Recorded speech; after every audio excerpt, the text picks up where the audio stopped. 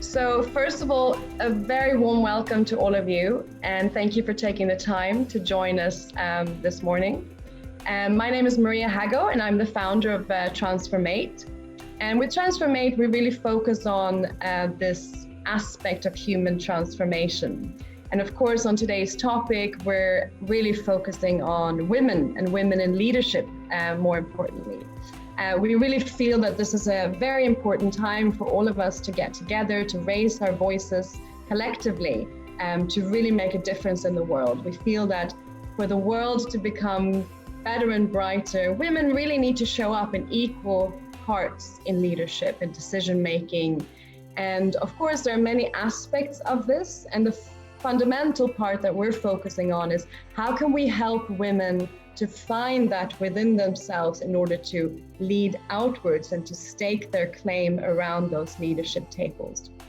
And so obviously some of you are going to be joining us for our Women Empowerment program.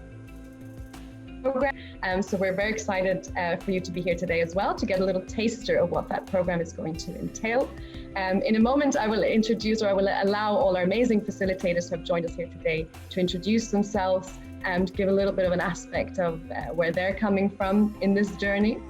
But I wanted us to just sort of start today's session, just to kind of take a moment just to arrive here. You know, I don't know, some of you are coming in from very early Europe, and some of you are coming in from slightly later morning in the UAE, rushing around. And sometimes it's great to just sort of stop for a minute. So maybe just take 30 seconds and just, feel yourself in your chair, where you're sitting, how your body feels. I can immediately feel my shoulders are higher up than they need to be. Just maybe take a few breaths here. You can close your eyes if you want, or you can leave them open, whatever is comfortable for you. And just take a breath without changing anything or without feeling like you need to breathe deeper or in a different way. Just feel how your breath shows up right now. And maybe a little bit of gratitude for yourself for taking the time out of your busy day to learn something new, to connect with some new faces, and for all of us together on this journey of raising the voices of women leaders around the world. So when you're ready, you can come back into the room, and let's begin. So I wanted to just start off with our panelists. So maybe Julie, you want to start off with a brief introduction of your wonderful work. Sure.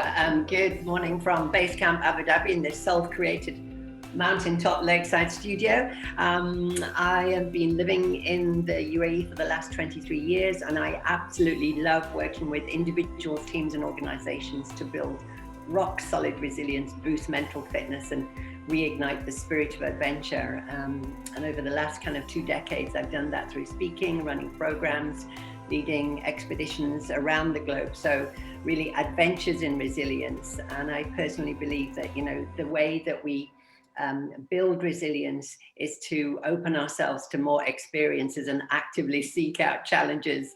And that could be as simple as kind of attending networking groups, learning a new skill, learning a new language. So it's really kind of being open to new experiences. And I'm particularly happy that we're here today because today is World Water Day and we're in the age of Aquarius.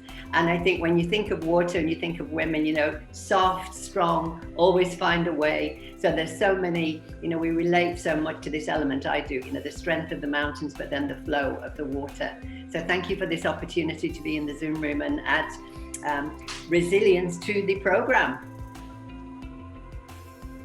Thank you so much, Julie. And what about you, Anita? Welcome. Hi, good morning. I almost fell asleep before, I have to say. It was very relaxing. Thank you, Maria. What a great kickoff to a great webinar. It's a pleasure to be here. So my name's Anita Franov. I'm actually originally from Sydney, Australia, but I have lived in the UAE now for over 24 years, quite some time. So seen lots of change, lots of innovation, lots of creativity, which is a topic I will be discussing today. But a little bit more about myself. I'm an L&D expert. I'm also an executive coach.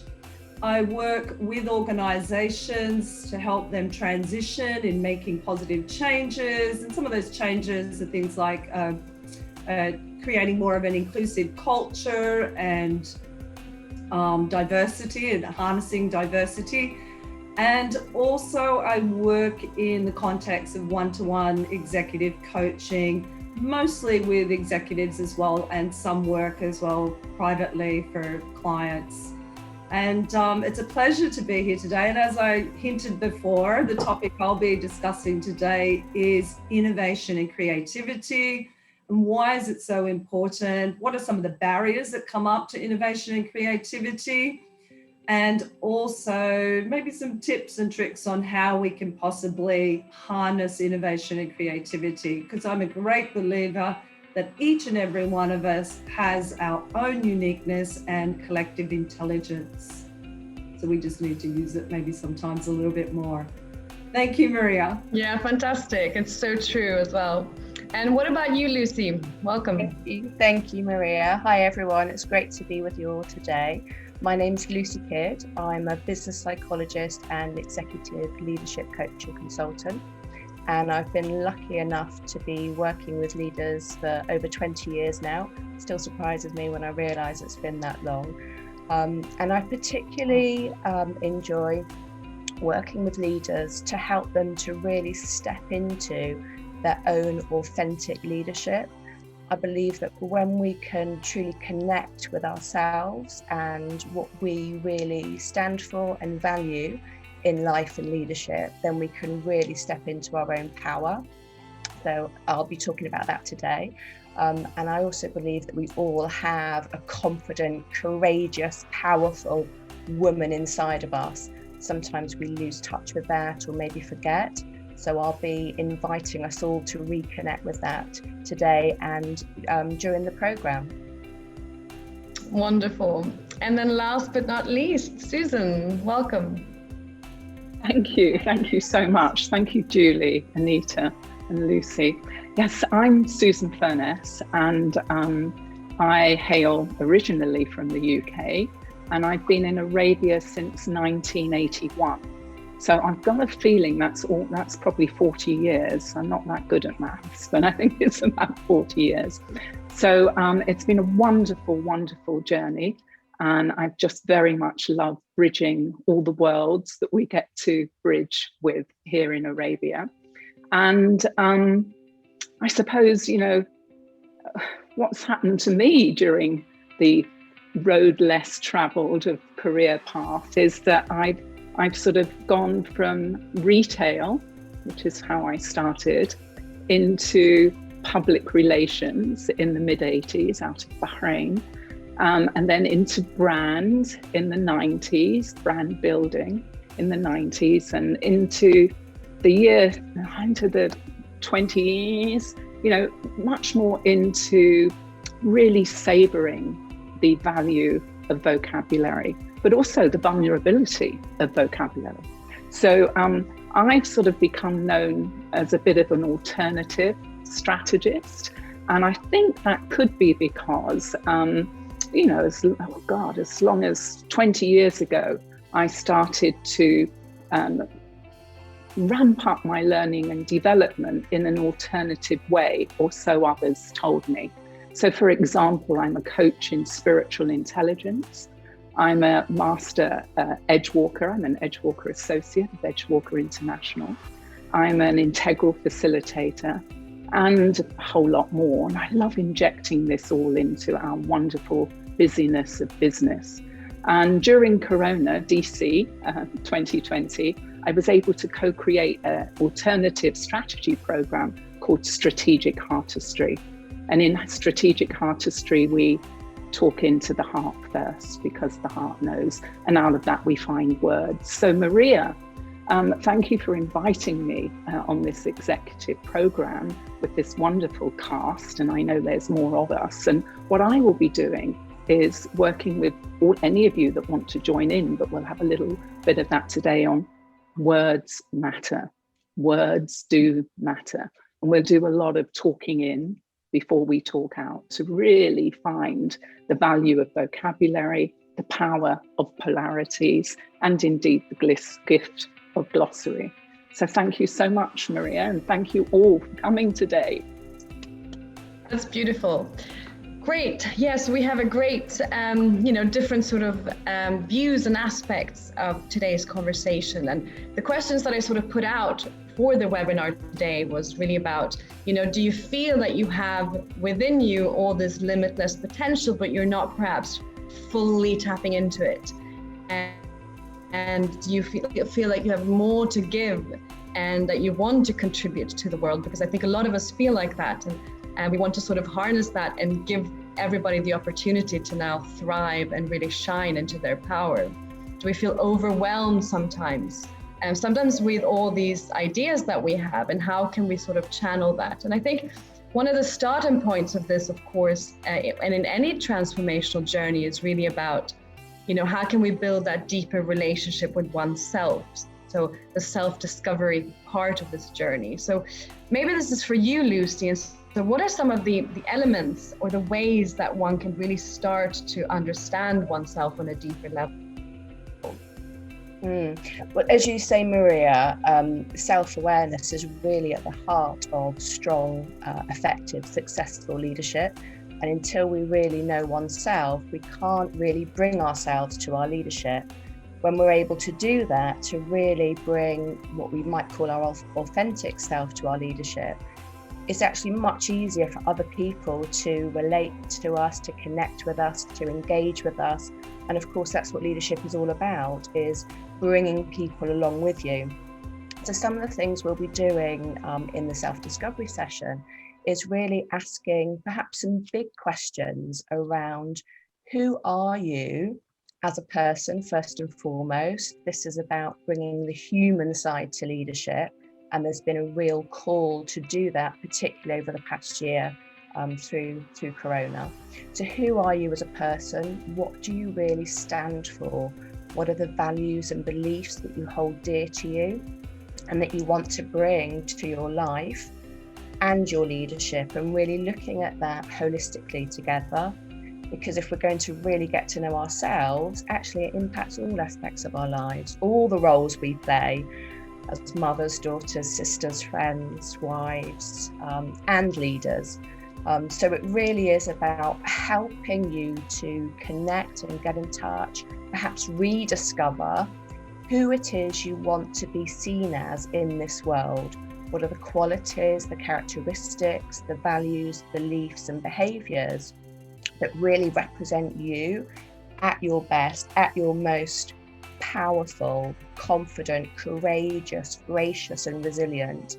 And we'll be doing some self-discovery exercises to really connect with that woman inside of you, and perhaps thinking about what might get in the way of that as well. Because when we get to know ourselves, we get to know the light and the dark, and work through how to bring it all together and how to really manage ourselves internally. So when we notice that perhaps that strong, confident woman is shrinking or slipping away, we can reconnect with her and call her back into our leadership.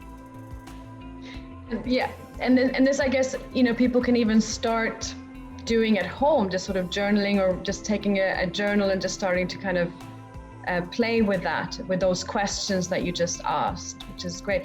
And how do you know, sorry. I was going to say, absolutely. As a mini exercise now, just take yourself a little bit like we did in the mindful arrival, just take a breath, sit tall. Our body helps us kind of reconnect with us at our most powerful.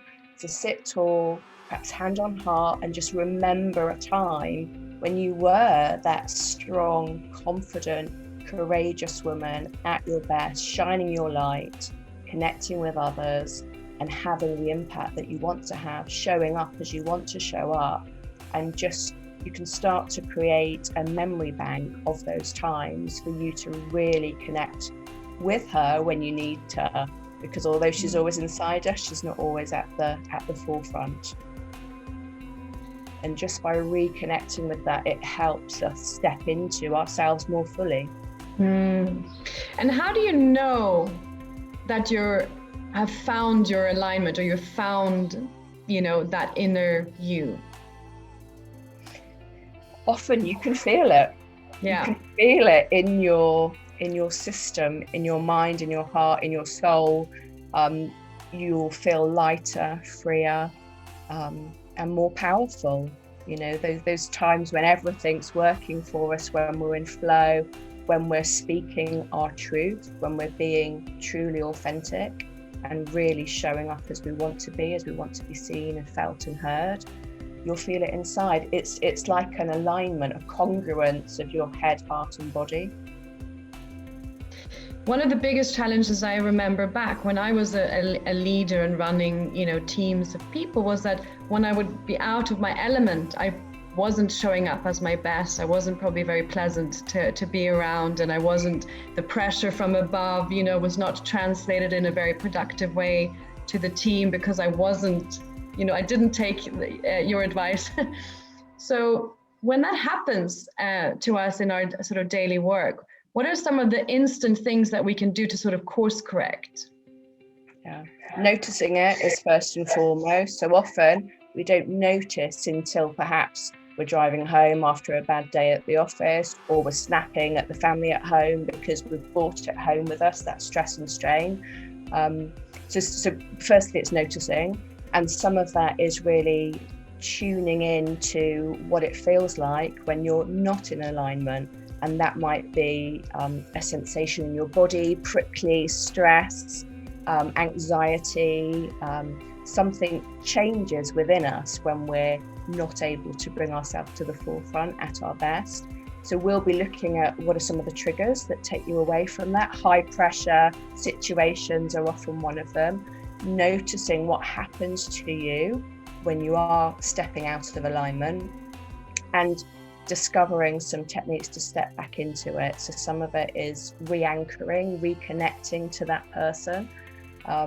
Sometimes it might be having a specific phrase to help us to reconnect, again, specific to the individual, something that means something to you around what matters most to you. Why is it worth stepping back into yourself to get back into alignment? What's important to you? What do you want to show the world? What contribution do you want to make to help get back to it? We talk a lot about courage and being bold and stepping into our power. So where does that actually come from, or what is that? What's courage? Yeah. Often courage is a belief in something. So again, it's all connected to really knowing yourself at a deeper level, knowing what does courage mean for you. Often Brené Brown says, courage is being seen as yourself. Courage starts there with showing up and being seen as yourself. And I really subscribe to that. To bring our courage, we need to have a belief in something that we're offering, something that we're contributing. And often that strength, that courage comes from knowing why it matters. Why is it important to us? Often courage can come from others as well around us. So until people know sort of who we are and what we want to offer, how we want to be seen in the world, it can be hard for them to support us. So often we can get strength and courage from having that encouragement around us, that invitation to really to be there, to be seen, to be heard, to be felt. Yeah, very nice. And I think also, and maybe this will tie in nicely with Susan's work as well, but sometimes what we feel inside and how we sort of express ourselves outwardly, sometimes we don't put so much thought into it, and sometimes we therefore then don't come across in the right way. So we don't always, or we can find it hard to express ourselves outwardly and finding the right words. So what is the sort of starting point, Susan, in sort of, once we've done the inner work to really create our voice and our language and our, where do we begin with that to sort of go outwards with it?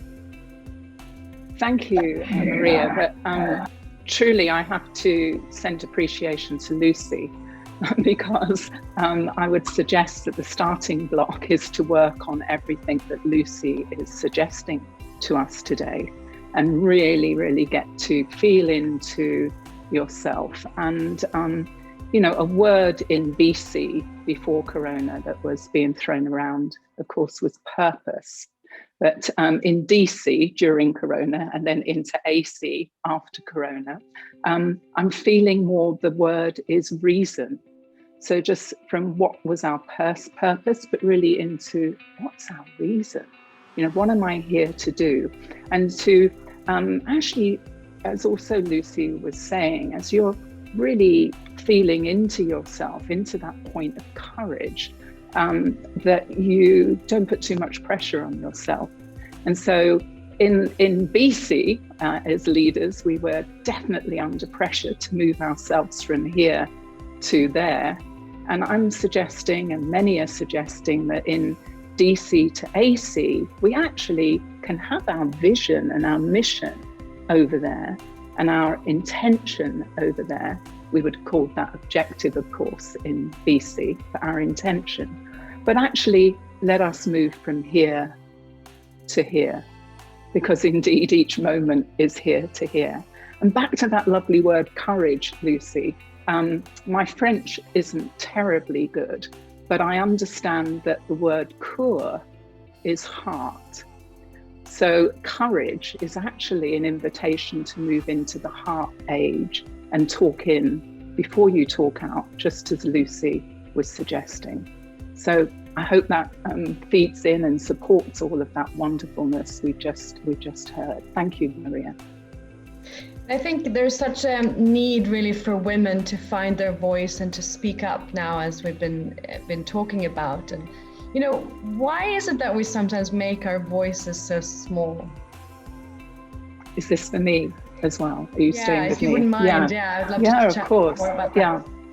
Well, let's talk about small and honour small.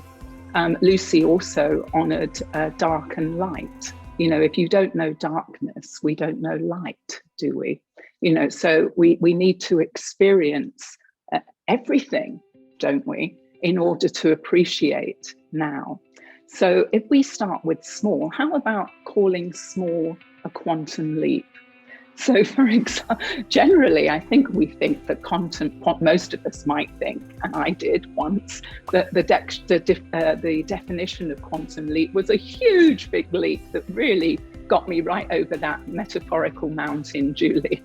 But indeed, if you look at the dictionary definition of a quantum leap, it's small, significant steps to your magnificence. So starting small is actually a really good place to be.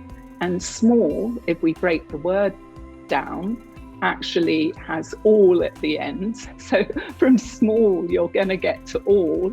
And also it has the word mall in there. Whether you're American or British, you'd be saying mall or mall. So it means you've got to do your walking.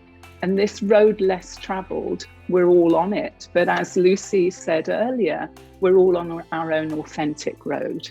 So I think small is as good as big, as long as it's all rich.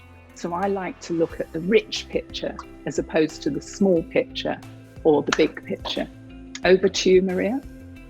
That's great. I love that. And so when people are finding their words or their way to kind of express themselves, do you suggest that they sort of sit down and play around with the vocabulary and find words that resonate. It's like almost like they're developing their own sort of bio, and then they kind of use that in how they speak, etc. Like, what does that look like? The sort of the discovery journey around that. Yeah, wonderful. So again, I mean, if we were doing wonderful discovery with Lucy around our values for our purpose or reason and our behavior as our authentic self. So of course, what we would be doing now is then putting that into vocabulary and words, vocabulary that really works for us. And my suggestion is that we start to talk in before we talk out. And as a leader, that's both into yourself and into the organization. And as a woman, that's into your family and your friends. So it's talking in to your heart space, to yourself before you talk out. And crafting the message or crafting who you are is worse than a really, high energy game of Scrabble. But the good news is there aren't any points on each letter or each word. Your words are your words and the points are for you. So yes, Maria, I think sitting, grabbing words, I mean, I could show you my desk here or have a little look down in the box. If I'm hearing something, I'm writing it down that moment and keeping some sort of system in place so that I can go back and grab what I call those golden nuggets, because where you'll be getting to is to find value in your vocabulary. And that vocabulary we would then craft into a message hierarchy, which mirrors into the work that all of us on screen today would be doing in the program.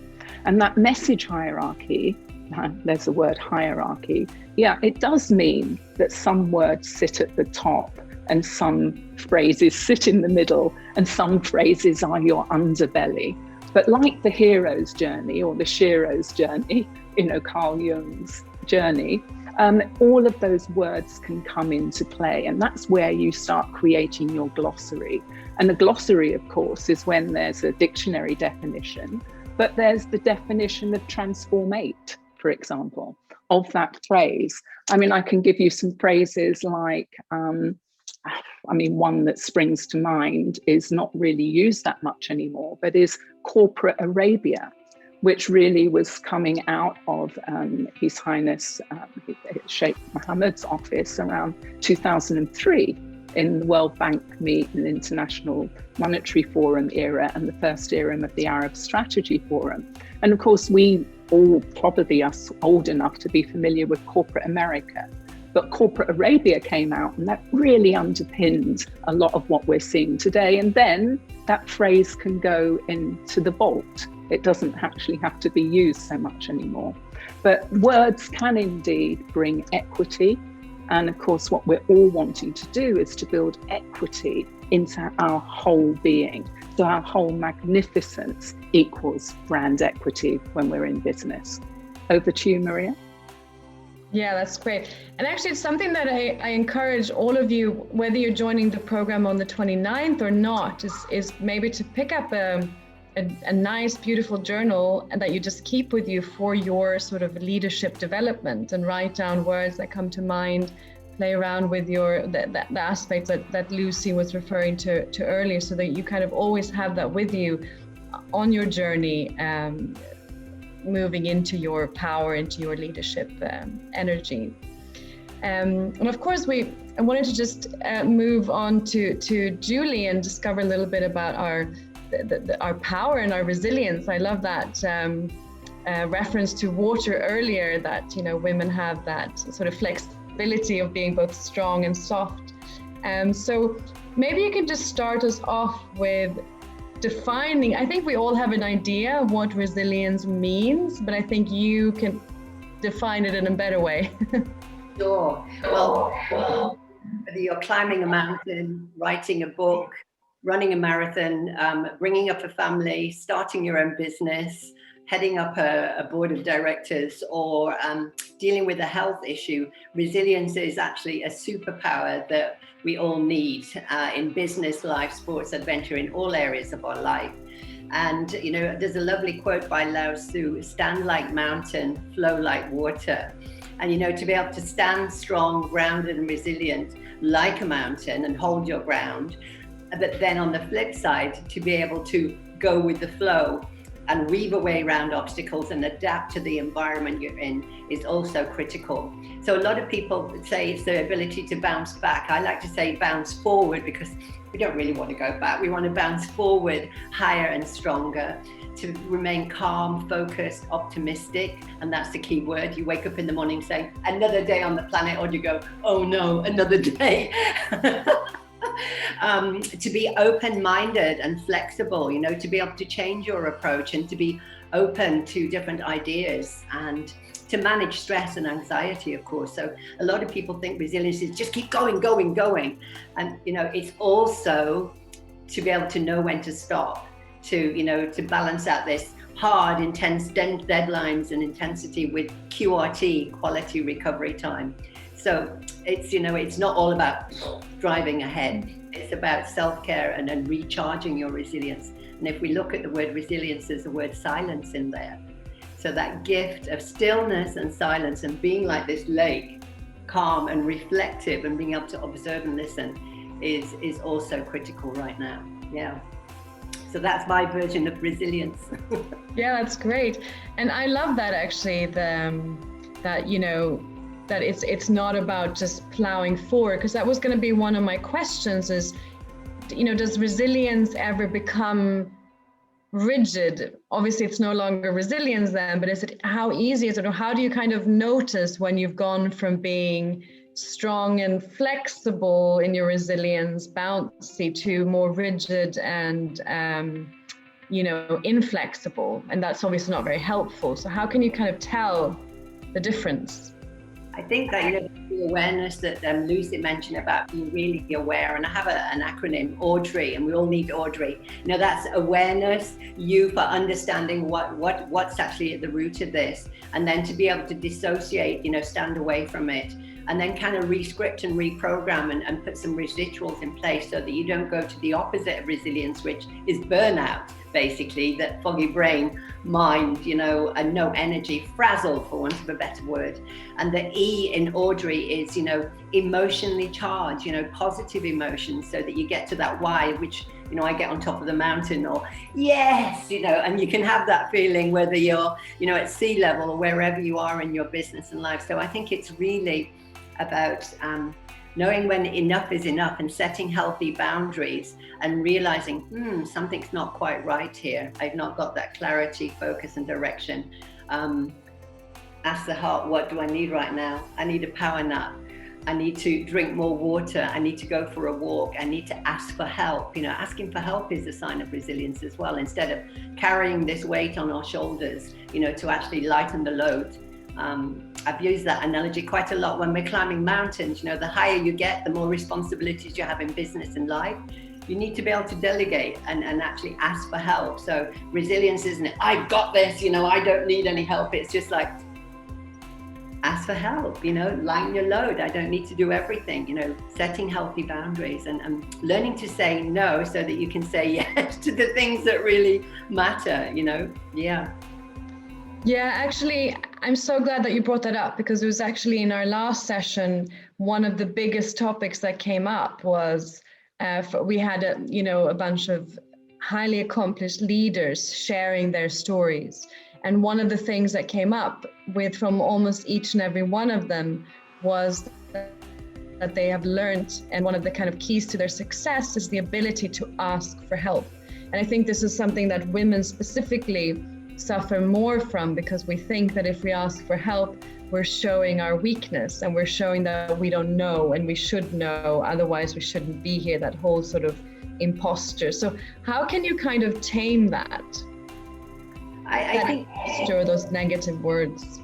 Yeah, I think it's knowing yourself, really, thyself, knowing your strengths, knowing your areas of development. So part of the resilience programs, you can measure resilience as an assessment called resilience quotient, but I also tap into your strengths. These are your positive personality traits that we all have. And some of them, are signature strengths, and they're your top 5 strengths. So it's tapping into those. And practicing what I call self-empathy. We're very good at empathizing with others, and are we kind enough to ourselves to say, hey, I need a bit of help, or hey, I need to take a rest? So can we learn, and I do believe we can, to shift from what I call the saboteur brain, the left side, to the sage brain. So the saboteurs would be judgment, hyperachiever, people pleaser, victim, hypervigilant, avoider, stickler. And then on the other side, you've got this explorer, asking questions, navigating, activating, innovating. I know that Anita's going to tap on that. So it's just really knowing yourself and setting healthy boundaries and asking for help, and just knowing when it's, that's enough, really. And actively, searching out experiences. I talk about glue, gather lots of unusual experiences. And that's one, that whether that's in business or life or sports or health, resilient people actively go out and look, for experiences that will grow them, to actually shift out of the comfort zone, which we've all had to do over the last 18 months. So I talk about adaptive resilience. It's not enough to just be resilient. We need to be adaptive. So when the environment change, when regulations, when things change, we need to move with that change too. That's great. Maybe some of our participants want to share, some words of when they've asked for help, or, something that they've had to adapt that comes up for you. And also, if anyone has any questions, please feel free to write them in the chat box, and we will address them as we go, and also towards the end of the session. Because obviously we're here for you, so just feel free to ask away. But that's great. And another thing that comes to mind is that we talk about the sort of peak performers, or the people that are resilient. And so is that something that you're kind of born with, or is that something that is like a muscle that you can develop? Well, thankfully for all of us, circumstances or experience, and it's actually a skill that you can learn, and it's like a muscle. So you can actually, as you go to the gym to build your biceps, by actively seeking out new experiences, you can actually build, boost, and broaden your resilience at any age and stage of your life, really, and keep growing through that, growing and flowing through that like water. So, most of my resilience, I'll be honest with you, has come from nature. I've been leading expeditions, so taking people in mountains, rivers, forests, oceans, deserts, and things. So when you think of, the mountain is the strength, the water is, calm, focused, observant. The tree is flexibility, its growth is oxygen, turning over a new leaf. So I draw a lot of analogies into nature. And personal experiences, as well as the kind of academic support. And I think that really, really helps people. When people say, oh gosh, you're so resilient, and you think, well, how did I become so resilient? It's because of all the challenges and change that I've flown and grown through, whether that's, married, widowed, blown off a mountain, held at gunpoint, all of these experiences. Death of a loved one. I'm sure everybody in this room has experienced that, heartbreak. And these are all universal challenges that, really test that and allow us to get to the point eventually, what did I learn from that? How could I help somebody else through that period by, sharing some rituals that, part of self-care is building up your mental, physical, emotional, and spiritual resilience. So yeah, it's such a broad topic, and it's just wonderful. I love it. I'm super excited to be sharing all the stories and, the experiences, but then the real tools that will really, really help people flex that muscle and boost that mental fitness, the mountain speaking, or is it that you can't do that speaking, it's really that resilient mindset. I was going to mention too that a great sort of discovery starting point, of course, is Julie's book, Moving Mountains. So it's just such a great kind of not only you retelling your stories, but so many kind of key highlights and really beautifully put touch points, or things that people can really put into practice. So it's like a practical guide as well as a beautiful story. So I really recommend that to discover it, and then take the advice that Julius has given. Start by challenging yourself. What can you do? Maybe for yourself, you don't have to put it in the chat, but maybe for yourself, what could you do this week or this month that's new, that's challenging yourself to be more resilient? Because that's the best place to start, I guess. Yep. Great. Okay, and I wanted to move, thank you so much, Julie. I wanted to move on to our creativity and innovation, because of course, one of the sort of the key aspects of business, especially these days, right, is remaining agile and bringing resilience, but also that sort of agility and ability to be creative and change as times force us to. And sometimes when we're under a lot of pressure and stress, this is one of the kind of the areas of the brain that gets sort of shut down and we don't function in the same way. But why is creativity and innovation so important, Anita? Right, great question, actually. Thanks, Maria. First of all, I just want to say such rich discussions, and that there's so many areas they all weave into each other. So everything Lucy, Susan, and Julie have all said all come into play with creativity and innovation as well. So where do I start? Okay, how long do I have? We got time, so keep going. Brilliant, fantastic. First of all, I just want to say, before I get to the why it's really important, this is what's really interesting, what we're seeing coming up in a lot of people at executive level at the moment. So if we're conducting assessments or psychometrics, and what we're seeing is less in the creative side. And this was a really interesting outcome for me and a lot of people who do hold positions. So let's say, for example, if you were the head of the graphic design department, for example, we're seeing sometimes the creative side is coming up as less as a strong point at the moment. And this is because a lot of people in certain positions are really caught up with action, getting things done, and the process and the details, especially if a company's had a restructure, they've lost part of their teams, for example. So creativity and innovation takes time and space. And sometimes what we're finding at the moment is people in certain positions are not having necessarily that time and space to tap into their creativity and their innovation. And each and every one of us has that within us. Why is it important? Well, ultimately, one word: growth. If we want growth, we have to have innovation and creativity. If you look at the UAE, for example, and as I shared in my introduction, I've been here 24 years. Susan, you've been here a long time. Julie as well. And I believe, Lucy, you did live in the UAE at some point as well. Look at the innovation and growth that has happened around us. Where would we be? I came here in 1996. So where would we be if there was no such thing as innovation and growth, right? It would still be in 1996. So, it is really significant. We're seeing now in organizations and for individuals as well, massive change. The change is upon us. In the past year, change has mostly been forced upon us. So it's been external change, it's come in and it's forced us to really think and act differently. So if I could ask everybody, think, where were you this time last year? What was happening for you this time last year? I don't know about everybody else, but all of my work was face-to-face.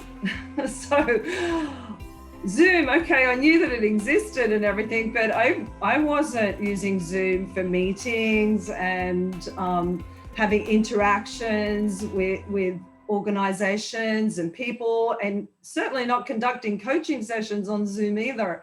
So I'm totally honest with you. This time last year, I was thinking, oh no, what am I going to do? So of course I needed to change as well. Like most of us, we all had to be, and that was forced upon us. But we also have the luxury to choose innovation and creativity and change. So this time last year, I found myself in a position where I had to change. And one thing, there's many, many lessons out of the whole pandemic. But one of those, as Julie said, is as human beings, we are far more resilient and adaptable than I think we give ourselves credit for. We can change when we're forced to, but we can also elect to change as well. But this means stepping out of our comfort zone. So why is it important? If you want growth, you want something different, you need to be able to change. Yeah, and I think it's, as you're saying, it takes time and space. And I think especially during lockdown, and some of us out there are still in lockdown situations, of course, when you don't have that sort of freedom to move, change your scenery, many people are spending all their time within a confined space, essentially.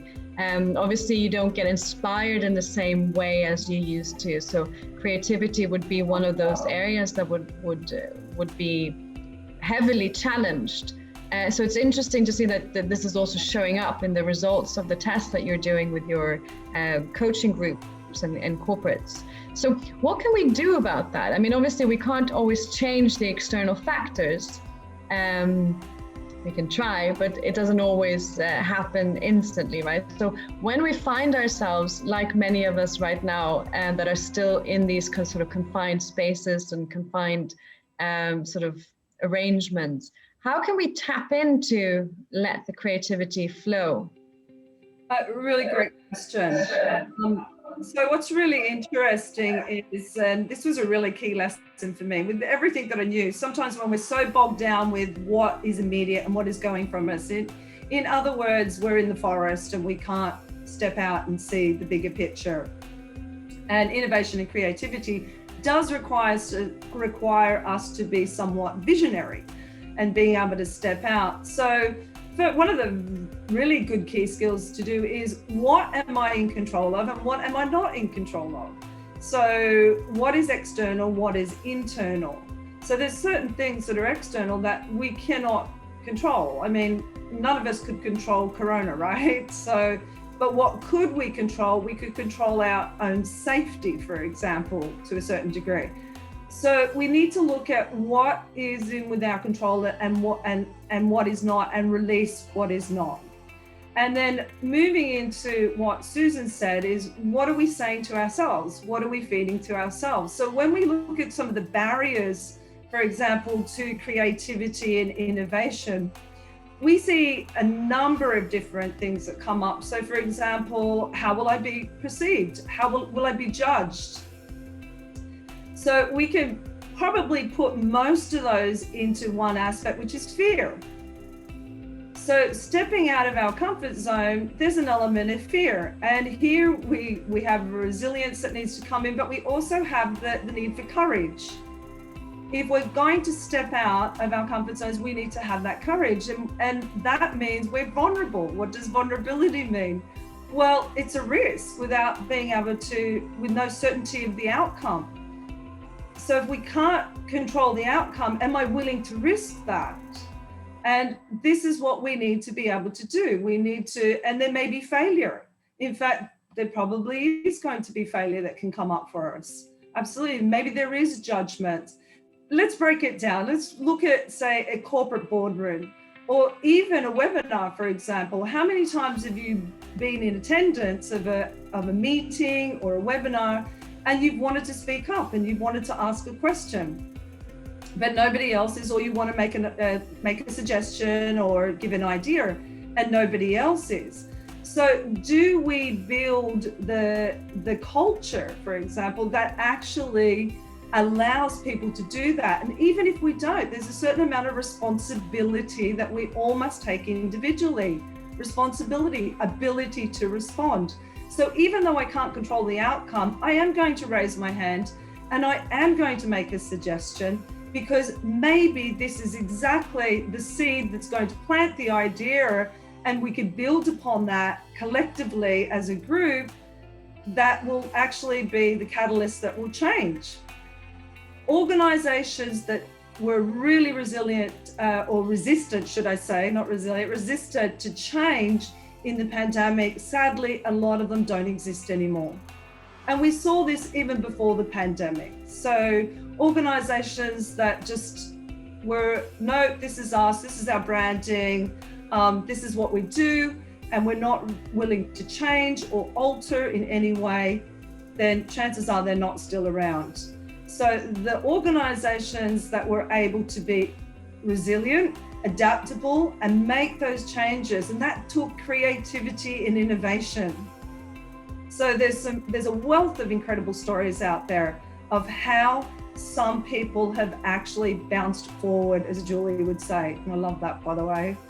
So bouncing forward, and they've been able to propel those businesses. So even whether you work in an organization or you are a solopreneur or an entrepreneur, you have to be creative and innovative to have something different. Yeah. Otherwise, you will always have the same show up. I think that's also like, it goes back to what we were talking about earlier, you know, once you've really tapped into your self-discovery part, you know, where you really know who you are, you really know what your values are and what you stand for, then the rest can alter, can fluctuate, can move with like water, because you know where your starting point is. So you're not kind of losing your ground or your feet because you're solid, but then you can just be like a tree, I suppose, you know, the roots are solid, you know who you are, and then you can just move with whatever is happening. And was it Uber actually, or Kareem maybe, that had this interesting story about, obviously for them, the pandemic was an instant hit because nobody was taking taxis anymore because nobody was out and about. But what they then sort of discovered was that, well, everyone's eating out but eating in. So then the Uber Eats started to become their core part of the business. And by being able to fluctuate with that rapidly, and by being agile through innovation and sort of innovating your marketing strategy, etc., you can respond and you can change. But I want to open it up to for hours about the incredible innovation and creativity that's taken place in the last year with organizations. But I just want to touch on what Lucy said as well. So let's say, for example, I work in an organization that's quite hierarchical. It's not maybe really an organization where innovation and creativity are really fostered or encouraged or harnessed. But let's say I'm resilient enough and have the courage enough to step forward in the meeting and actually bring my ideas to the table. So that is going to mean me being vulnerable as well. But when we are in alignment with ourselves and in alignment, like as you said, with our values, for example, I can do that. I have the capability of actually doing that. I think my time's probably up, but just before we go, I read a fantastic book, probably not the greatest title. It's called The 5 Regrets of the Dying, and it was written by Bonnie Ware, and she was I'm not sure, you've read that, Lucy? I see you nodding your head. It's a very, very good book. And the number one regret that people had on their deathbed, because she was a hospice carer, so she cared for people who were terminally ill. And she wrote this incredible book about her experiences, both her personal journey as well as her experiences working with people who were passing. And the number one regret, can you guess what it is? Not living to my fullest life, not living the life I really wanted to live. And that regret was made mostly by women. Yeah, I totally believe that, because I think we hold ourselves back a lot. And I'd love to open this up to any of you actually, but one of the things that keeps coming up is exactly this point too, which has a lot to do with caring about what other people think or being worried about being judged for who we are. So what can we do about that? Because I think it affects so many women specifically, which is what sometimes holds us back from reaching higher goals. So anybody want to jump in? Yeah, go ahead, Susan. You can just unmute yourself and yeah. Yeah, thank you. Yes, gosh, doesn't that come as an experience for us all in some shape or form? And indeed, as leaders, it's probably good that we experience that, i.e. the paralysis, whether it's the paralysis of analysis or it's the paralysis that is nourished by our ego. And in that, we then sort of have that dance between esteem, low esteem and high, the other way around, low esteem and high esteem, or overwhelm and underwhelm, etc. But I would say that it's a must. It's a must to be able to feel into that discomfort, even in that pain. So indeed that you can then lead others to lead better and recognize when your team or your clients, are also getting to this stage of, I'm going to suggest that it's ego nourished paralysis.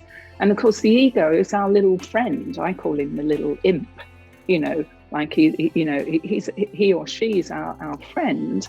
But hello, you are really just there to help me navigate the way of flight and fight, not take over my decision making. So it's befriending that ego, and then of course really appreciating, and I'm looking at your Transformate logo here on screen, that's either a butterfly, an aeroplane, or lots of birds in flight. But if we take it as the butterfly, that the butterflies that swarm in us when we are feeling overly nourished by ego, when he or she wants to take over, are indeed there to nourish the nourishment of the ego and dilute it. And I remember Shirley Bassey many years ago when she was in Bahrain, and I was able to chat to her on the sidelines, as you could in those days, saying, if I don't feel a swarm of butterflies before I go on stage, then I go, Shirley, something's up. Let's take a few more seconds before you step out. So I'm just going to say one more thing. I don't really have any serious academic degrees or qualifications, but I do feel that if I was nudging towards a PhD in anything, it would be in surrender. And that's letting go. So that can be in all areas of life, but certainly letting go of ego. And in the analogy before about how we're traveling, with lightness, I sort of look to BC and say, okay, bye. I'm going to leave the baggage over there and now find the courage to turn to AC and say, hi, I'm here with my luggage. Those things that really can nourish me, and those that I'm going to be working with going forth. And those that I will be working with, I suppose, are those that are attracted to the swarm of butterflies and want to join in. So I hope that helps, Maria, and I hope it helps everybody on screen. Yeah, today. That's great. I think it was interesting. I was reading, watching around, why are there more men in leadership versus women? And one point that came up was that sometimes confidence is confused with competence, and men tend to have more outwardly shown confidence than women do. But obviously competence or confidence does not equal competence. And very often, we know for sure that this is equal grounds. So it's sort of how can we learn to bring our competence and externalize it in a way that it can be seen as the confidence that our competence represents. And of course, that's the whole sort of purpose really of this program that we're running, is helping people to tap into all of these aspects. So I wanted to thank you so much for all the wisdom and the sort of starting juices that we've shared today. If there are any questions from anybody in the audience, please feel free to share those with us before we close up. Of course, we'll share with you also, if you're not signed up to the program, more details about that. And if there's also anything else from our wonderful panelists, any sort of closing remarks or anything you want to share before we finish. I would just like to state a quote that well-behaved women seldom make history.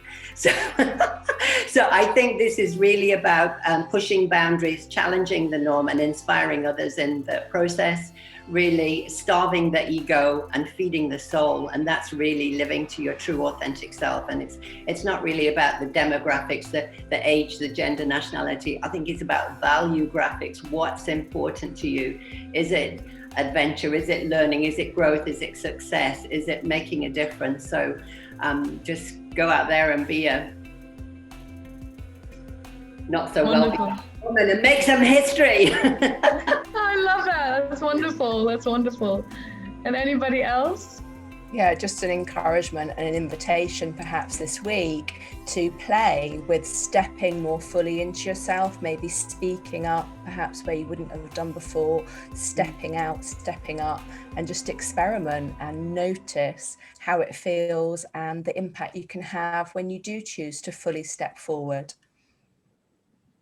Yeah, that's lovely. Yeah, I mean, if I just might jump in on that, as this is just my experience on this road less travelled, and how I'm describing it is that I've been doing the great growing up, and now, Lucy, as you said, it's the great showing up, but not dictated by ego, in dance with ego and in dance with everything around. Oops, sorry, my pod dropped out.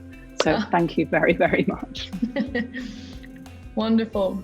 And I totally agree with everything Julie, Susan and Lucy is saying.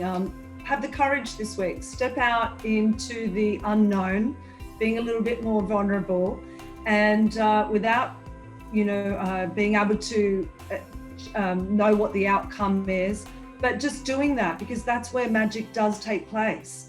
So stepping into that circle where you wouldn't normally step before. So using your words and your inner voice, catch yourself. I wouldn't normally do this. Okay, rather than overanalyze it, maybe do it. See what happens. And not sure if you can see my sign at the back here. And but get busy living. This isn't a dress rehearsal. Yeah. Wonderful. And this is our invitation for you to participate in our Women Empowerment programs going forward, and to bring into your organizations, this type of ideas, thought-provoking development, where we're really discovering ourselves. We're looking at how to manage our energy, our creativity, how we can show up, and how we can find our voice, how we can build that resilience, and how we will really put all of this into a very solid action plan so that you can really take that with you as you go on your journey to equality, where women show up as equal decision makers and leaders in the future. So we hope that you join us on this journey together, because it's only together that we can make a difference. And I want to thank our panelists, of course, for sharing all your beautiful wisdom today, and to getting all of those ideas flowing. And to all of you who participated at home, I hope you're left a little bit more inspired and a little bit more encouraged and courageous and resilient for tomorrow. And we look forward to hearing your stories as well, so please share with us. So thank you so much, everybody. Let's see if there